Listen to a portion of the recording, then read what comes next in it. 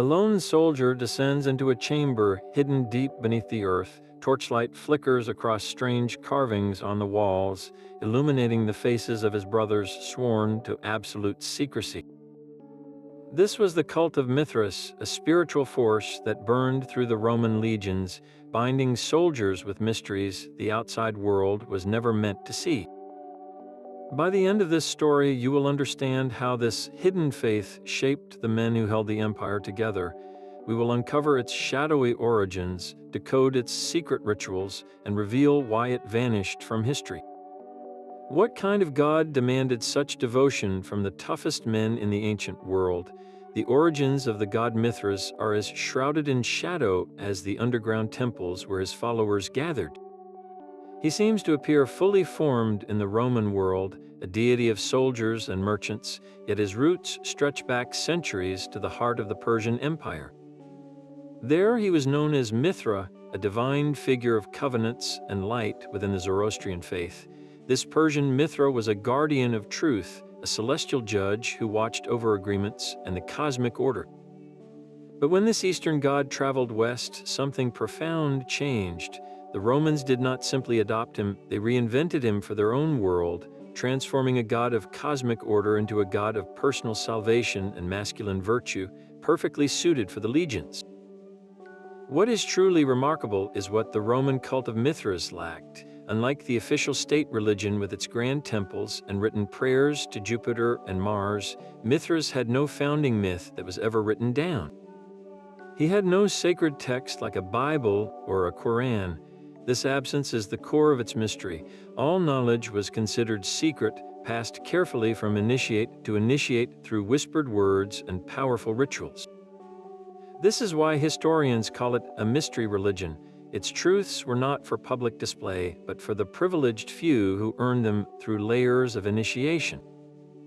We are left with a profound silence, forced to piece together the puzzle from the physical remains the cult left behind. The evidence is carved in stone. If you look at a Persian relief of Mithra, you see a majestic figure, often seated and serene. Now look at a Roman statue of Mithras. The most iconic image shows a young, powerful man in the act of slaying a cosmic bull, his face set with determination. This is the Mithras the Romans worshipped, the tauroctony. The peaceful god of covenants has become a dynamic hero, a savior whose act of sacrifice was believed to generate life for the world. This visual transformation tells the entire story. It was not a simple name change, but a complete reimagining of a god's purpose and power, creating a deity who spoke directly to the struggles and triumphs of a Roman soldier's life. This reinvention of Mithras created a faith perfectly tailored for the Roman soldier. Its spread across the empire was not a slow drift of ideas, but a rapid, systematic conquest, fueled by the greatest logistical network of the ancient world, the Roman legions themselves. The legions were the ultimate transmission belt, carrying the cult from its birthplace on the eastern frontiers all the way to the damp, misty outposts of Hadrian's Wall in Britain. Think of a legionary transferred from Syria to the German frontier. He did not travel alone, he carried his beliefs with him, setting up a new Mithraeum, a temple to his god, with his new comrades in a new land.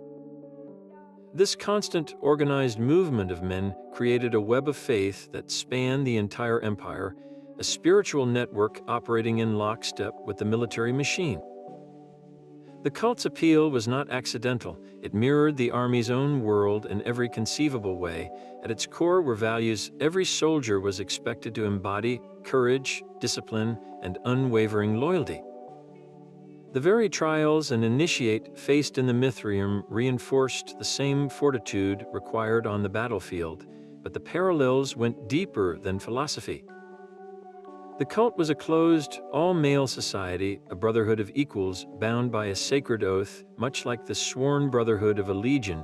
Its internal structure was a clear, unbreakable hierarchy, a chain of command with 7 distinct ranks, from the lowest raven to the highest father.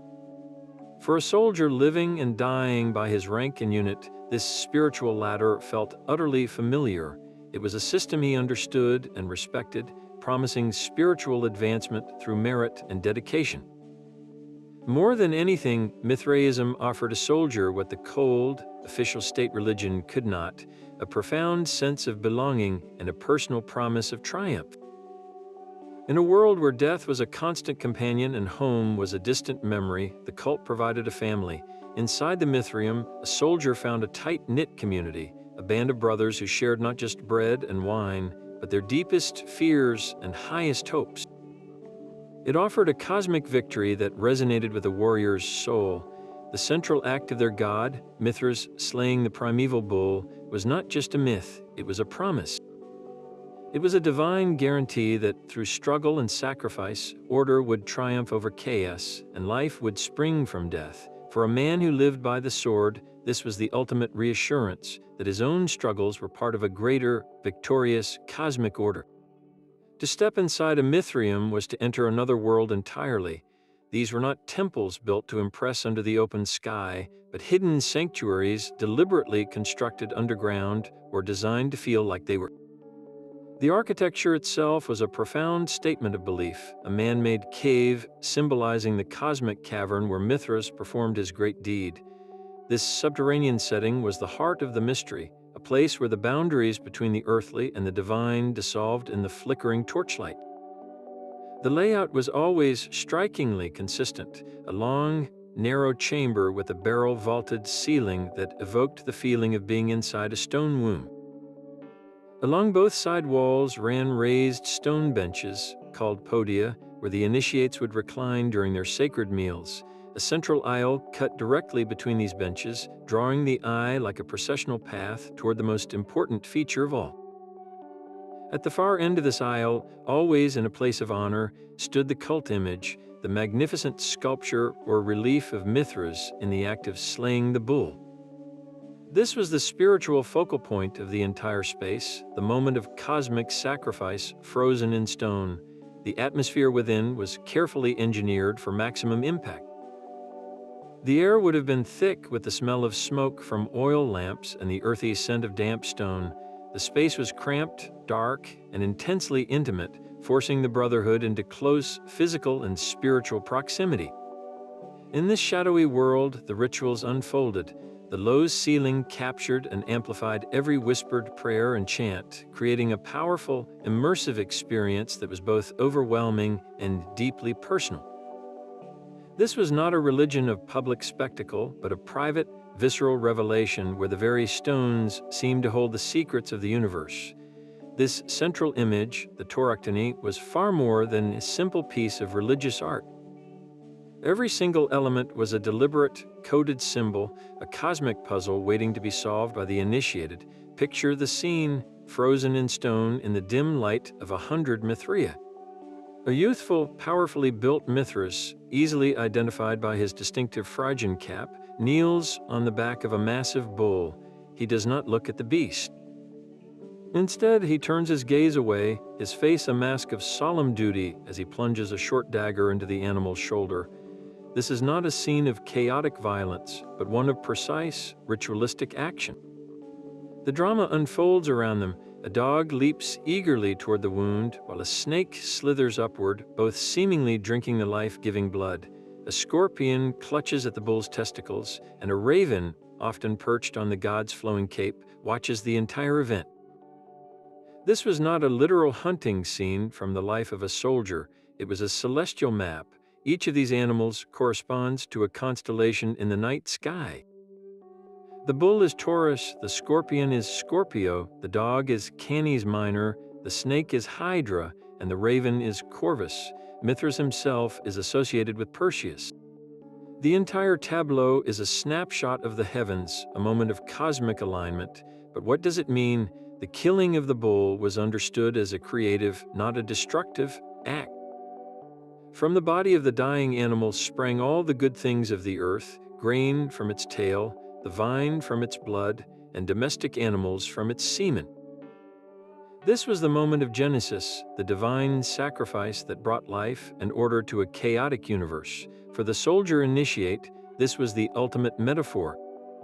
His own struggles, his own potential for sacrifice on the battlefield, were mirrored in this cosmic drama. His personal discipline and courage were part of a grand, universal battle where life ultimately triumphed over death. The true, secret meaning of this celestial slaughter, however, was the cult's most guarded treasure. Was it an astrological guide, a key to the soul's journey through the stars? Or was it a profound narrative of life, death, and rebirth, a promise that from every ending comes a new beginning? The answer was not written down for anyone to read. It was whispered in the darkness of the Mithraeum, a truth earned through 7 grueling grades of initiation, a revelation that transformed a soldier's understanding of his own life and death. The true heart of the cult was this ladder of spiritual ascent, a brutal and symbolic climb through 7 distinct grades of initiation. Each step was a test of body and spirit, designed to strip away the old self and forge a new one within the sacred brotherhood. This path began with the Corax, the raven, symbolically linked to the planet Mercury, the messenger. Those in this rank acted as servants to the higher grades. They were the eyes and ears of the community, likely facing tests of obedience and secrecy, proving their trustworthiness before they could even glimpse the deeper mysteries. From there, an initiate could advance to the nymphus, the bridegroom. Aligned with Venus, this stage was one of paradoxical dedication. The name suggests a sacred, symbolic marriage to the cult itself, a vow of commitment that may have involved tests of faith and loyalty, setting the initiate apart from the ordinary world. The 3rd grade was the Miles, the soldier, under the dominion of Mars, the god of war. This was a stage of profound significance for a legionary. Here, the initiate would formally renounce a worldly crown, perhaps placing a real laurel wreath upon an altar only to have it dramatically knocked aside. This was a physical declaration that his true allegiance was no longer to the emperor or the state, but to Mithras and his spiritual army. After the soldier came the Leo, the lion.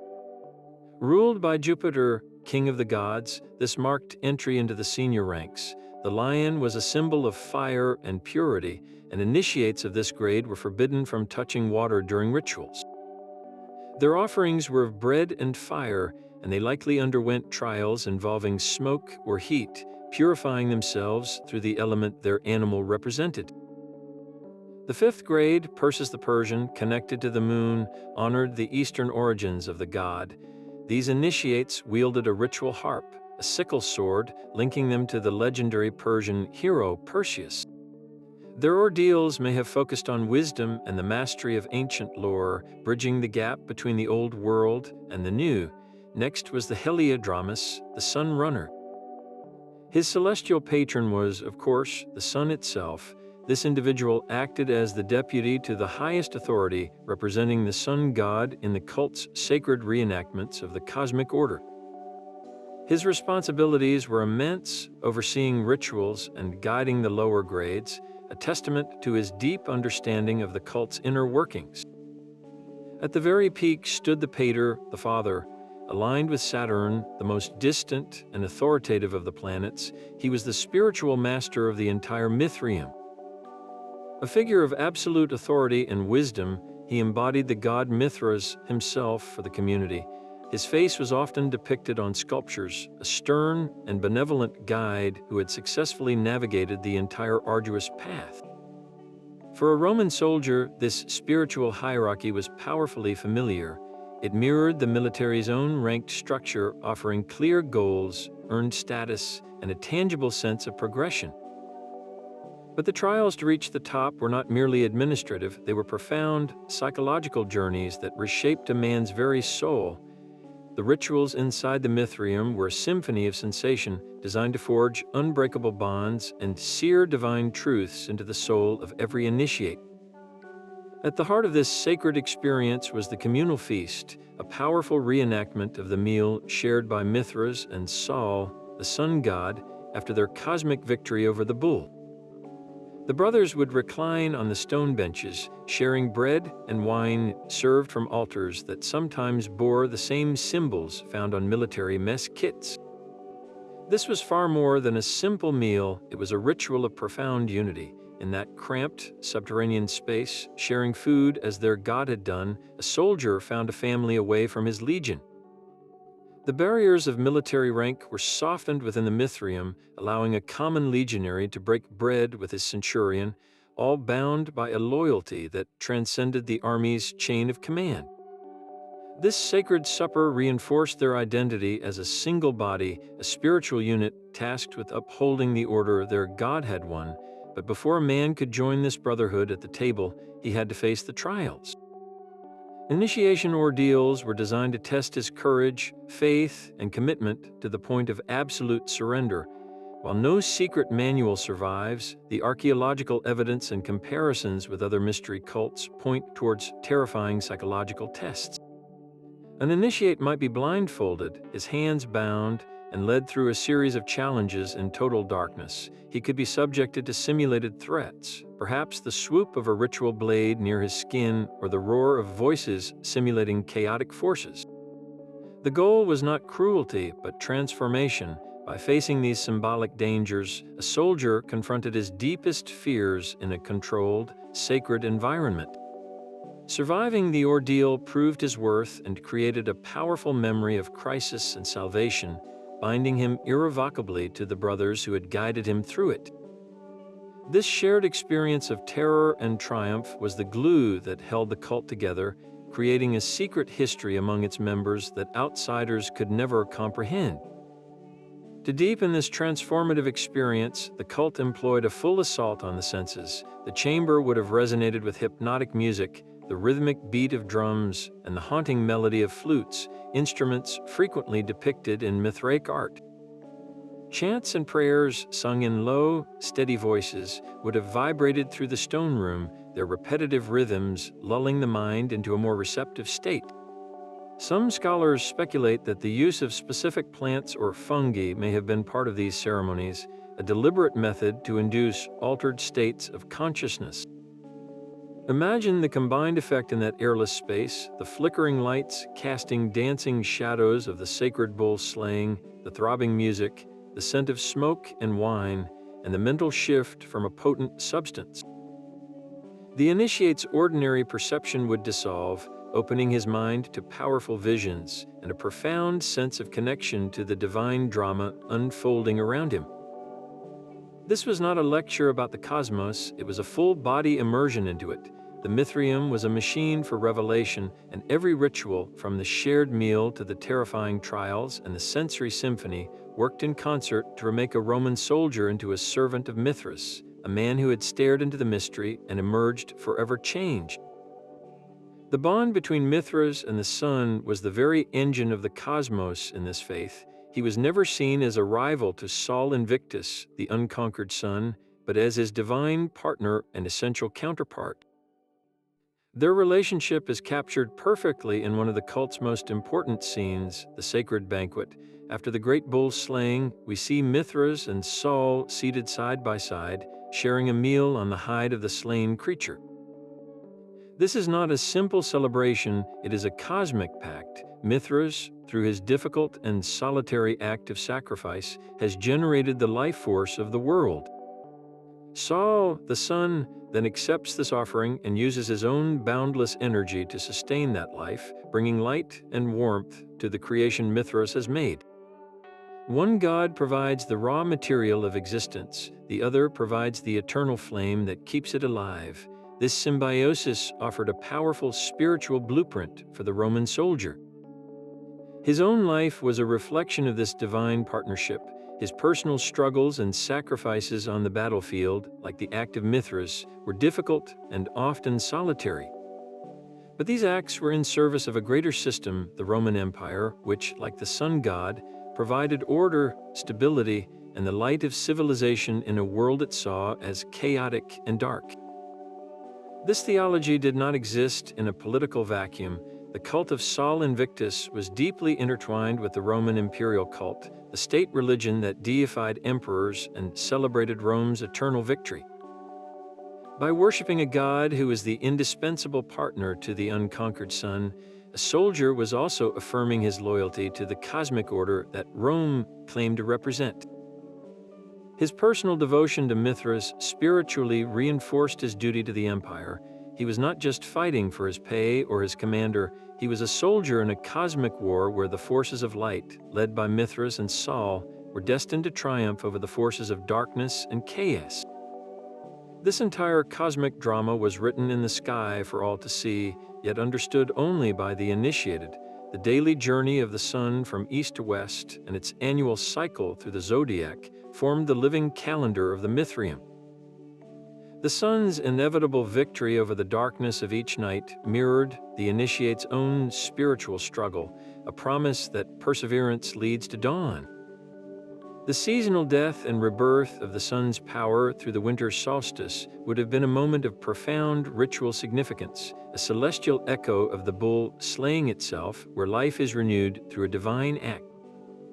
For the legionary whose life was governed by the strict rhythms of the camp and the marching season, this cosmic framework gave his entire existence a deeper, sacred meaning.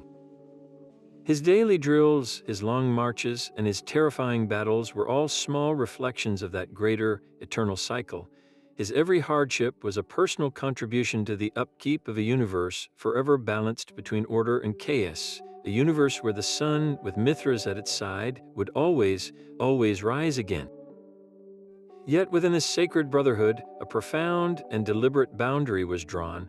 The cult of Mithras stands out starkly in the Roman world for one simple, unyielding fact: it appears to have been exclusively for men. In a religious landscape teeming with goddesses and priestesses, where families worshipped household gods together, the Mithraeum was a male-only sanctuary. There is not a single piece of archaeological evidence, not one inscription, that names a woman as a member. This was not an accident, it was the entire point. The most compelling theory points directly to the cult's lifeblood, the Roman army. The legions were an all-male world, a society of soldiers built on masculine camaraderie, discipline, and the shared hardship of camp and campaign. The Mithraeum simply mirrored this reality. It was a spiritual extension of the barracks, a space where the bonds, forged on the march, could be sanctified in the darkness. It offered a unique form of male bonding completely separate from the domestic sphere of wives and families, many of whom were left behind for years at a time. Here, a soldier's primary identity was not as a husband or a father, but as a warrior and a brother in arms, united by a sacred oath. This stands in vivid contrast to other popular mystery cults of the era.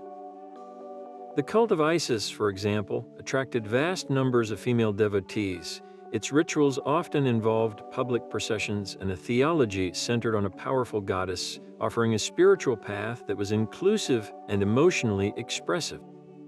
Mithraism was its polar opposite, inward-looking, hierarchical, and built on a mythology of masculine triumph. The central icon itself, a powerful young god performing a physically demanding act of cosmic violence, resonated with a specifically male ideal of strength and purpose.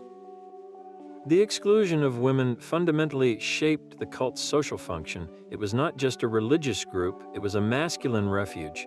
Inside the Mithraeum, a soldier could shed the complexities of the outside world and retreat into a simpler, more focused reality.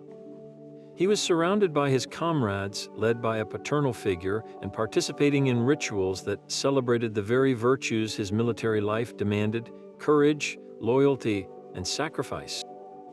This reinforced his core identity, reminding him that his ultimate allegiance was to his brothers and to the God who guaranteed their cosmic victory.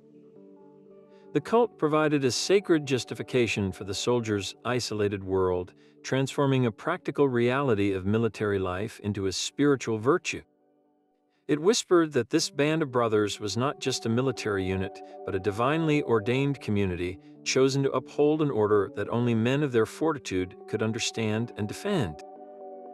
This spiritual fortress of masculine virtue, however, was not the only path on offer in the Roman world. As the cult of Mithras solidified its hold on the legions, another secretive faith was spreading through the empire's undercurrents, one that would become its ultimate rival.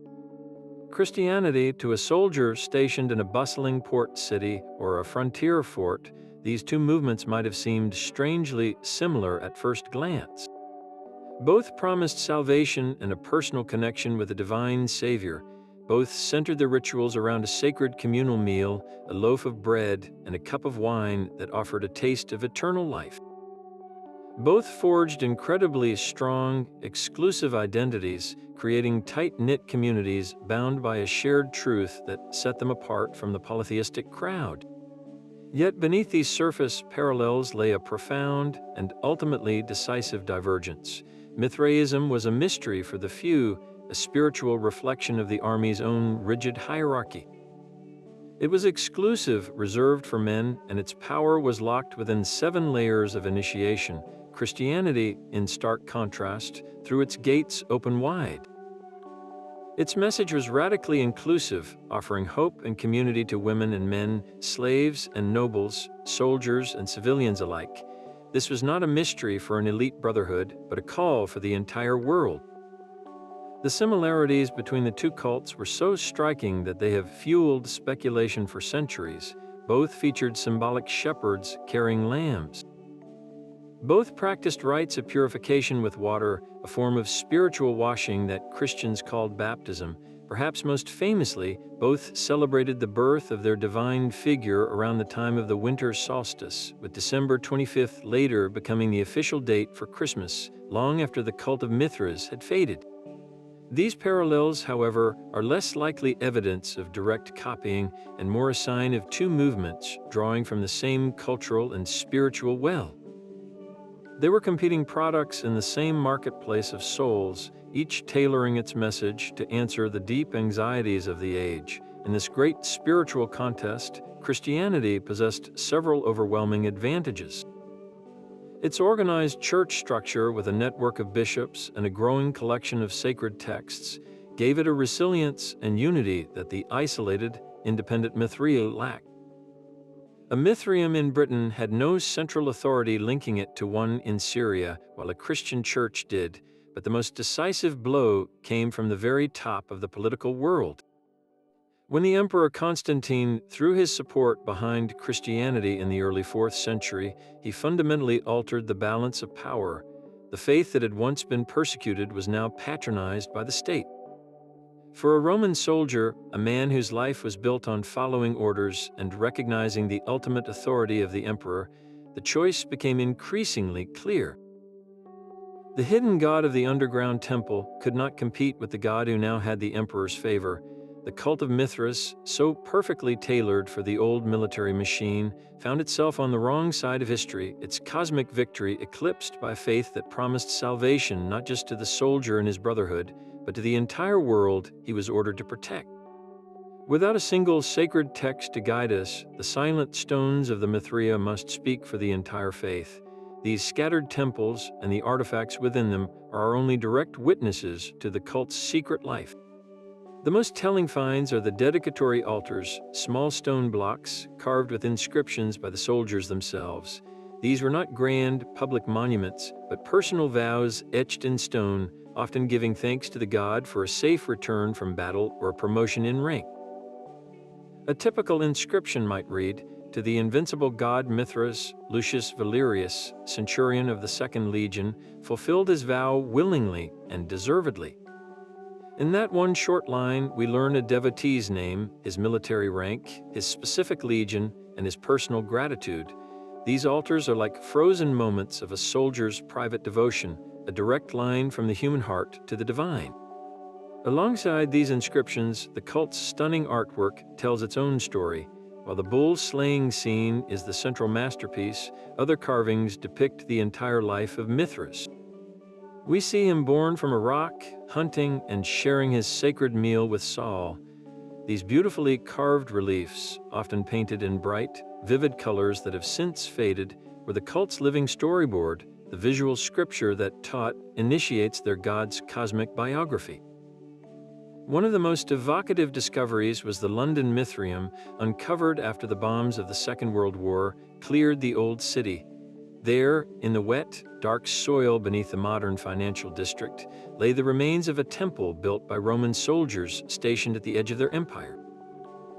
The foundations outlined the familiar narrow chamber, and archaeologists found sculptures and inscriptions naming men from the provincial governor's guard.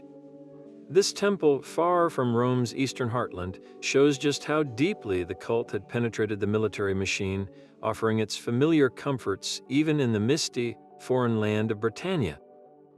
Equally impressive are the dense clusters of Mithraea found along the Danube River frontier, a heavily fortified military zone for centuries. At sites like Carnuntum, a major legionary fortress, multiple temples have been excavated.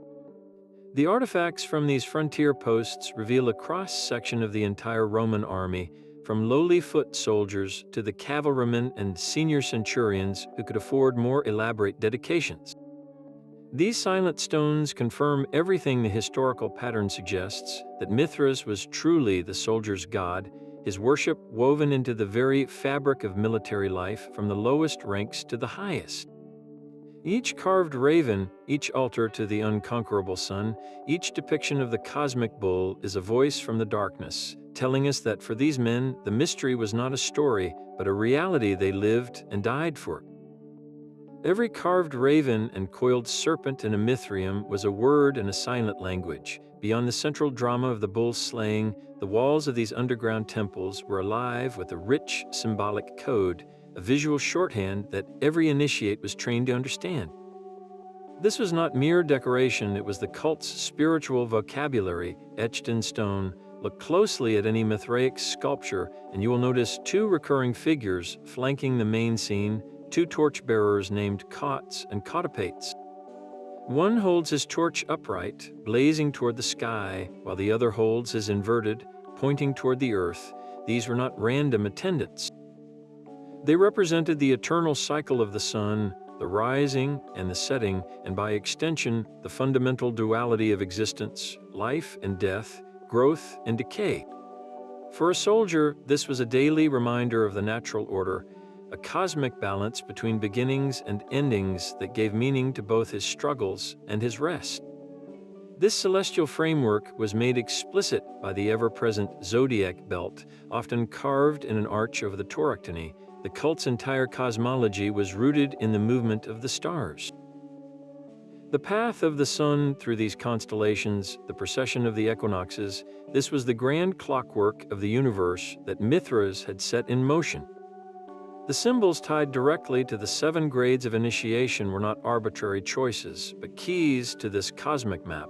The raven, the lowest grade, was linked to the messenger of the gods, a creature that moved between the earthly and the divine, just as an initiate first began his journey between the mundane world and the mysteries.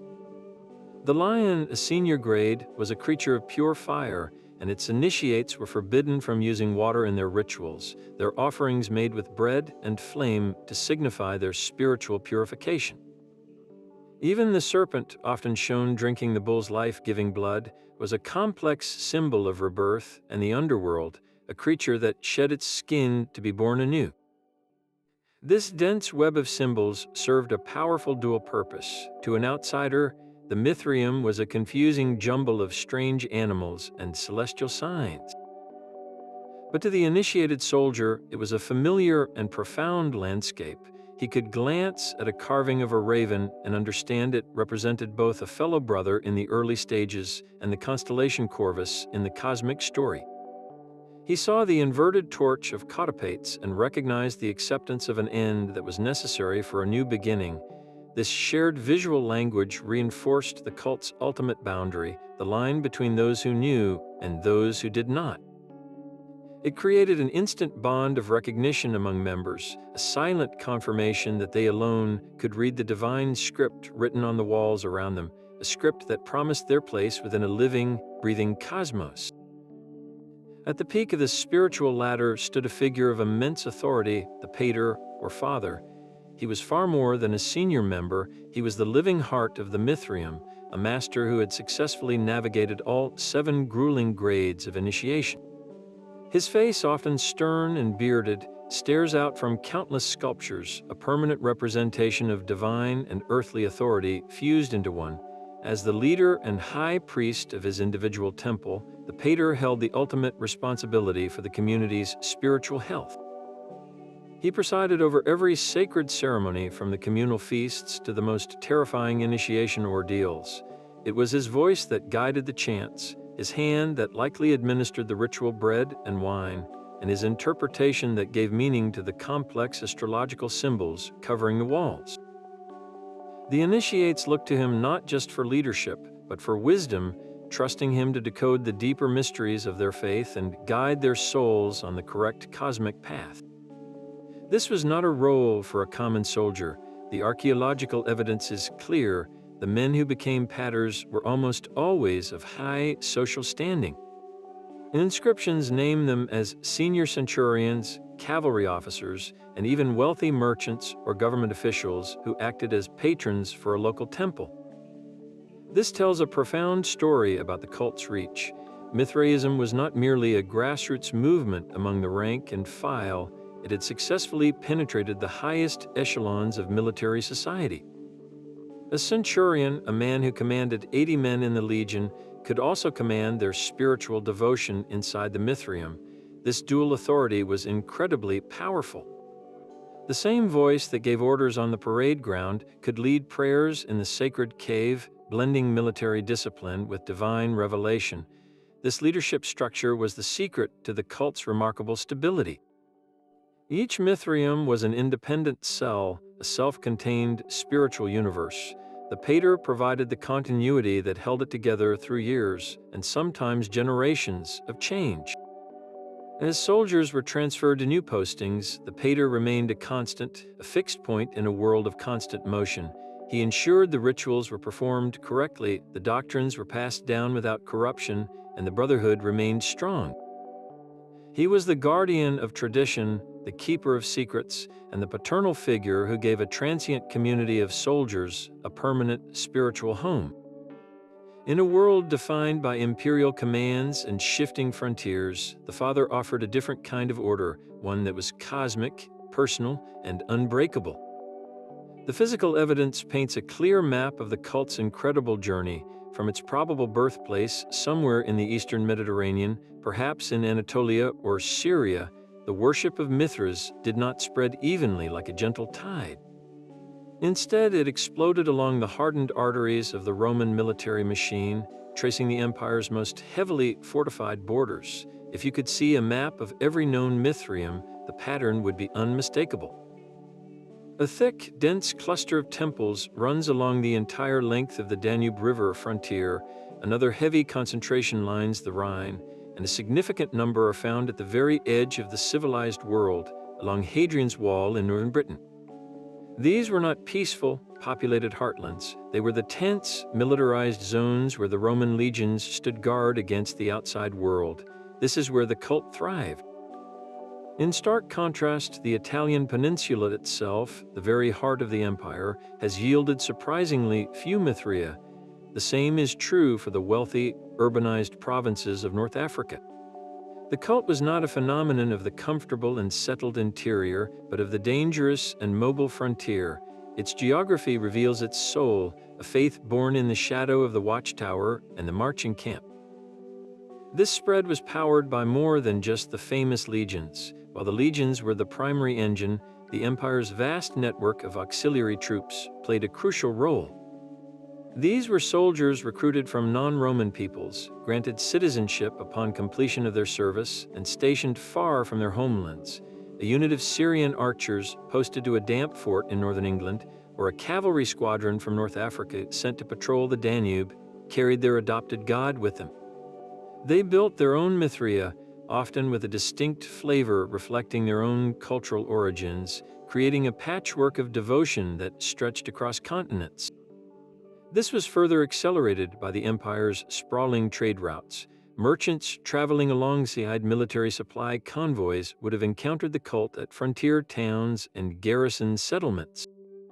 These businessmen, also living a life of risk and travel, found a kindred spirit in a god who promised order and brotherhood. They adopted Mithras and established temples in major trading ports like Ostia, the port of Rome, creating crucial nodes that connected the military frontiers to the commercial heart of the empire. The cult spread was a perfect storm of mobility and need.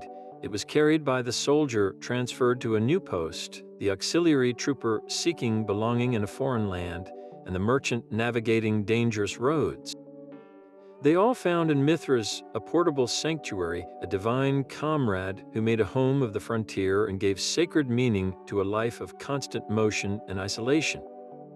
This divine partnership with the sun soon attracted the most powerful men in the world. The cult's values of loyalty, hierarchy, and victory resonated deeply with Roman emperors, some of whom sought to harness its spiritual power for their own reigns.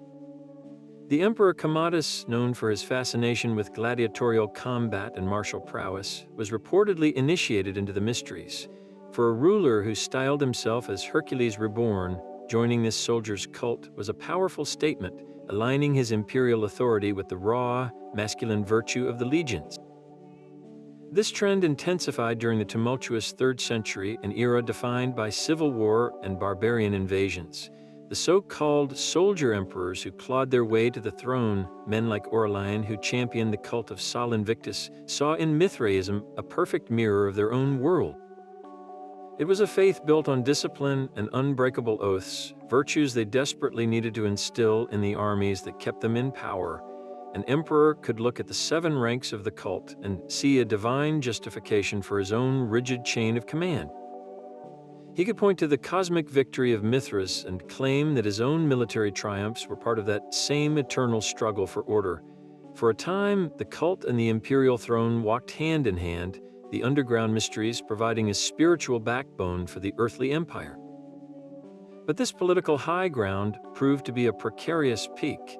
The very exclusivity that made Mithraism so strong in the military world became its greatest weakness in the face of a new imperial reality. When Constantine embraced Christianity, the tide of imperial favor shifted irrevocably. The faith that had once been a persecuted sect now held the emperor's ear, and it viewed the secretive cult of the bull slayer not as a rival, but as a demonic obstacle to be removed. The 4th century brought a wave of systematic persecution, not from pagans, but from the now dominant Christian state. Laws were enacted to suppress pagan practices, and the independent, isolated Mithraea were vulnerable targets. We can see the violence of this suppression in places like the Mithraeum beneath the Church of San Clement in Rome. There, the sacred statue of Mithras slaying the bull was deliberately mutilated, its head struck from its shoulders before the temple was filled with rubble, and a Christian church was built directly on top of it. This was more than destruction, it was a calculated act of spiritual conquest, a deliberate effort to bury the old god under the foundations of the new. Across the empire, other temples suffered the same fate, sacked and desecrated or simply abandoned as the soldiers who once maintained them transferred their allegiance to the faith of their emperor. The cult that had survived for centuries on secrecy and loyalty could not withstand the full, organized force of a hostile state. Its cosmic victory, so powerfully real in the darkness of the temple, was extinguished by the cold, hard light of imperial decree. For a legionary stationed on the wind-swept frontier, the cult of Mithras was not a weekend diversion, but the spiritual backbone of his entire existence. His daily life was a relentless cycle of drills, guard duty, and the constant threat of conflict, all underpinned by the secret truths he shared with his brothers in the Mithraeum. The cult's core values of strength, loyalty, and truth were not abstract ideals, they were a practical code for survival. On a grueling march under a heavy pack, the endurance he learned in his initiation ordeals gave him the mental fortitude to take one more step. During the chaos of battle, the belief that he was fighting for a cosmic order upheld by his god could transform sheer terror into resolute courage. He was not just a man with a sword, he was a warrior in a divine struggle, and every act of discipline was a reflection of Mithras' own unwavering duty. This faith offered a radical perspective on the soldier's greatest constant, the ever-present risk of death. The promise of a celestial ascent through the 7 planetary grades after death fundamentally reshaped his view of mortality. Dying was not an end, it was a promotion. It was the final, ultimate initiation, a graduation from the earthly camp to a heavenly legion. This belief did not make him reckless, but it could make him fearless. When the battle lines clashed, the fear of oblivion was replaced by the conviction that a higher rank in a celestial brotherhood awaited those who fell with honor. His courage was thus sanctified, his potential sacrifice framed not as a loss, but as a triumphant passage. The practicalities of this secret life were woven seamlessly into the military routine.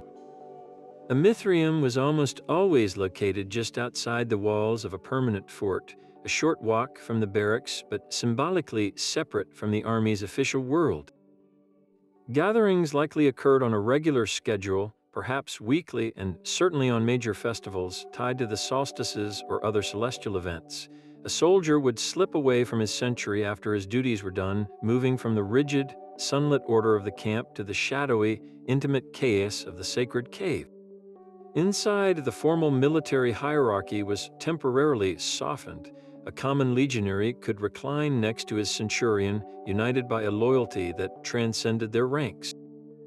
They shared a meal that mirrored the one their god shared with the sun, forging bonds over bread and wine that were as strong as those formed on the march. This secret society was not a rebellion against the army, it was its spiritual shadow, reinforcing the very virtues of brotherhood and obedience that made the legions effective, while giving each man a personal, profound reason to embody them. The very strengths that forged the cult of Mithras became the chains that bound it to a fading world. By the end of the 4th century, this spiritual brotherhood that had once commanded the devotion of legions had all but vanished, not with a single blow, but through a slow, relentless squeeze from a changing empire. The exclusive all-male nature that gave the cult its powerful internal cohesion now became a fatal limitation. With no place for women, the faith could not grow organically through families, forever restricting its reach to a specific, transient demographic of soldiers and merchants. Each Mithraeum was small by design, a cramped sanctuary for perhaps a few dozen men at a time. This created an intimate experience, but it also meant the cult could never achieve the mass scale of its greatest rival. Its power was distributed in hundreds of isolated cells, with no central church, no unifying scripture, and no powerful bishopric to defend it as a whole. When pressure mounted, each temple stood alone. Christianity, in stark contrast, was building a universal church. Its message was for everyone, slave and free, man and woman, soldier and civilian. This inclusivity gave it a resilient, grassroots foundation that could replenish itself generation after generation, creating a vast and interconnected community that Mithraism, by its very constitution, could never match. The cult was also a perfect mirror of the old Roman military system, and when that system began to transform, the reflections started to crack. The 4th century army was no longer the classic legionary force of the past. The old legions were broken up, and the empire increasingly relied on foreign mercenaries and foederati who had no cultural connection to a specifically Roman soldier god. The rigid chain of command that the Mithraic hierarchy so beautifully mirrored was becoming a thing of the past. The new soldiers brought their own gods and their own loyalties. The cult, so deeply entangled with the old way of military life, found itself spiritually adrift in a new army it no longer recognized. Its fate was sealed by its own theological rigidity. The core teachings of Mithraism were a cosmic drama of order triumphing over chaos, perfectly suited for an empire that saw itself as the bulwark of civilization. But when that empire's leader, Constantine, embraced a different god, the entire cosmic narrative shifted. Christianity proved politically agile, adapting its message to serve a universal empire under one universal god. Mithraism, with its secretive rites and its god inextricably linked to the sun, could not easily reinvent itself to please a Christian emperor. It was not merely suppressed, it was outcompeted. The cult structure was built for a world that was disappearing, a world of clear frontiers and loyal legions. When that world dissolved, the god of the secret cavern had no place left to hide. The god of the legionaries vanished into the earth, his temples buried, and his secrets seemingly lost for good. For over 1,000 years, the cult of Mithras was a forgotten whisper. Its rediscovery began not with a shovel, but with a book, when Renaissance scholars, hungry for lost antiquity, began piecing together scattered references in Greek and Latin texts. They read about a Persian god worshipped by Roman soldiers in secret caves, but with no physical evidence, Mithras remained a ghost, a footnote in the history of a fallen empire. The true resurrection started in the 18th and 19th centuries as a new passion for archaeology swept across Europe. Excavators in Rome, digging in ancient riverbanks and beneath old churches, began to uncover strange subterranean rooms. They found long, narrow chambers with vaulted ceilings and stone benches, but it was the sculptures that truly baffled them.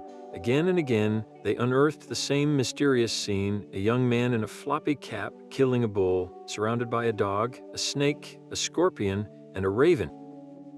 They had found the Mithraea. Confronted with the tauroctony, these early scholars were utterly perplexed. Here was a powerful, widespread religion with no Bible, no creed, and no written doctrine to explain its central image. It was like finding pieces of a machine without any instructions for how they fit together. Was this a depiction of a simple hunting ritual, a strange astrological chart? Or something else entirely? The silence was deafening. Without sacred texts, they were forced to become detectives, trying to decode the cult's meaning solely from its physical remains. Key figures began to propose theories, each one shaping our understanding for generations. The Belgian scholar Frans Cumont, writing at the dawn of the 20th century, became the towering figure in Mithraic studies. He argued that the cult was essentially a Romanized version of Persian Zoroastrianism, a direct transplant from the East. For decades, his view was gospel. But as more Mithraea were discovered far from Persia, in places like Britain and Germany, new voices emerged. In the 1970s, scholars like Roger Beck offered a revolutionary new perspective. He and others argued that the cult was not a simple import, but a complex Roman creation, a sophisticated system of astrological symbolism where the tauroctony was a precise star map. The bull slaying, in this view, was not a literal event, but a coded representation of the sun's path through the constellations, a cosmic drama of creation and salvation. The debate continues to this day, a living conversation between the past and the present. Every new archaeological find, whether a small altar fragment or an entire temple, adds another piece to the puzzle. Modern technology allows us to analyze pollen from the Mithraea to learn what plants were present, or to use ground-penetrating radar to find lost temples without ever breaking ground. The secret history of Mithras is not a closed book. It is a story still being written, its final chapters waiting to be unearthed from the silent earth that has guarded them for so long. The same secrecy that protected the cult's ancient mysteries now fuels its modern legend. In our own time, the god Mithras has been resurrected, not in underground temples, but in the sprawling landscapes of popular fiction. You will find him lurking in the pages of best-selling thrillers, where his followers are reimagined as an eternal, shadowy cabal pulling the strings of history. He appears in video games as a source of forbidden power for secretive warrior guilds, and in television shows his symbols hint at a conspiracy stretching back millennia. These modern storytellers are instinctively drawn to the very elements that made the cult compelling 2,000 years ago: the initiation rites, the all-male brotherhood, the aura of absolute secrecy. But in the process, they often reshape the historical Mithras into something he never was. One of the most persistent myths portrays the cult as a direct and suppressed precursor to Christianity, a rival faith that was nearly identical before it was violently stamped out. This idea hinges on those surface-level similarities, the shared sacred meal and the celebration around the winter solstice, yet the core theology was worlds apart. Christianity centered on a Savior who died and was resurrected for the salvation of humanity, a message preached openly to all. Mithraism was about a God whose cosmic act of creation was a one-time event, a mystery whose truth was earned through layers of initiation and was reserved for a chosen few. They were two fundamentally different answers to the human search for meaning, not two versions of the same story. Another common fictional leap connects the cult's structure and rituals directly to later secret societies like the Freemasons. It is easy to see why the idea is tempting. Both groups featured ranked initiations, symbolic imagery, and a tight-knit brotherhood. but there is no historical evidence of an unbroken line connecting the buried Mithraea of the 3rd century to the Masonic lodges of the 18th. The Freemasons developed their own rich traditions independently, drawing from medieval guilds and Enlightenment ideals, not from the lost rites of Roman legionaries. The true legacy of Mithras is not a hidden lineage of power, but something far more profound. It is the enduring human fascination with mystery itself. Why does this ancient soldier god still capture our imagination? Because his cult represents the ultimate secret, a truth that was so powerful it could not be written down, so personal it had to be experienced in the flesh.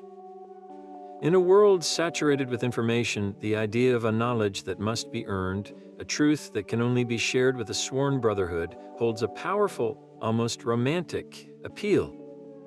The real Mithras was not a global conspirator, he was the divine comrade of a soldier shivering on a distant frontier, offering a glimpse of cosmic order in the flickering torchlight of a man-made cave.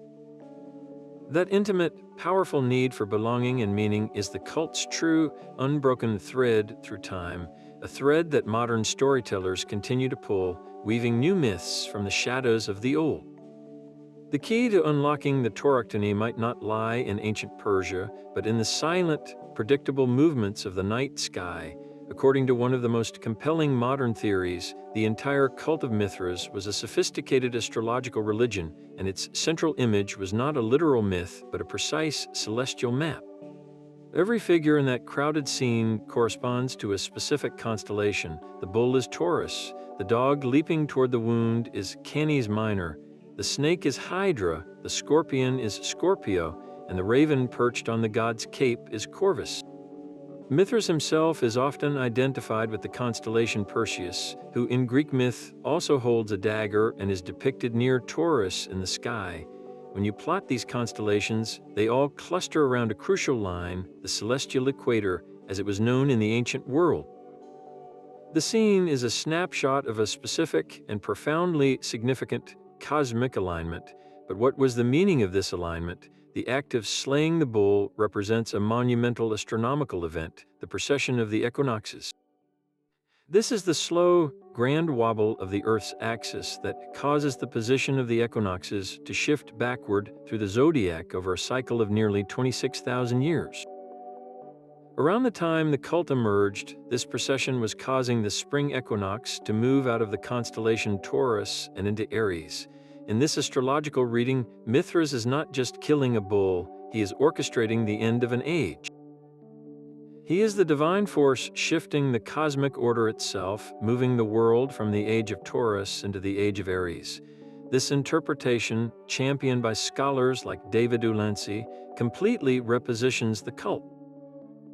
It was not merely offering personal salvation, but granting its initiates a profound and secret understanding of the universe's mechanics. They were not just soldiers praying for courage, they were enlightened insiders who comprehended the deepest clockwork of the cosmos, a truth hidden from the uninitiated masses. Imagine the power of this knowledge for a Roman legionary. He lived in a world where the stars were the ultimate guide, dictating the seasons for planting and harvest, for sailing, and for campaigning.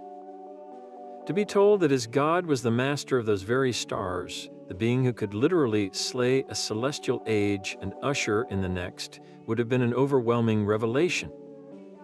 It transformed the Mithraeum from a simple chapel into an observatory of the soul, a place where a man could learn that his own life and the vast empire he served were all part of a divine, celestial drama written in the stars above.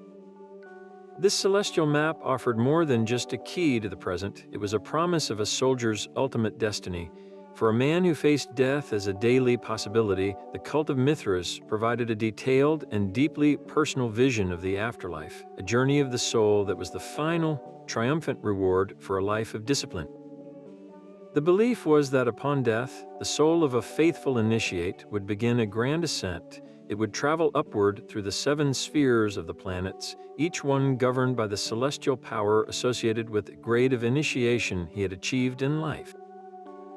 This was not a simple flight to heaven, but a transformative purification. At each planetary gate, the soul would shed a layer of its earthly impurity, a specific weakness or attachment forged in the material world, becoming lighter and more radiant with every step. The journey began with the moon, the sphere of the Persian grade, where the soul might cast off its susceptibility to change and illusion. It then moved past Mercury, realm of the raven, leaving behind mere messenger duties for higher understanding. At Venus, the domain of the bridegroom, it purified the passions and attachments of the heart. The red sphere of Mars, home of the soldier, was where the soul finally released the last vestiges of aggression and the will for earthly conflict. Passing Jupiter, the level of the lion, it shed the desire for worldly power and authority. At the sphere of the sun, the stage of the sun runner, the soul transcended its individual identity and ego, merging with a greater light. Finally, at the boundary of Saturn, the domain of the father, the initiate let go of the very chains of time and fate itself. Having passed through these 7 trials, the now purified soul burst forth into the realm of the fixed stars, the eternal and unchanging cosmos beyond the planetary spheres.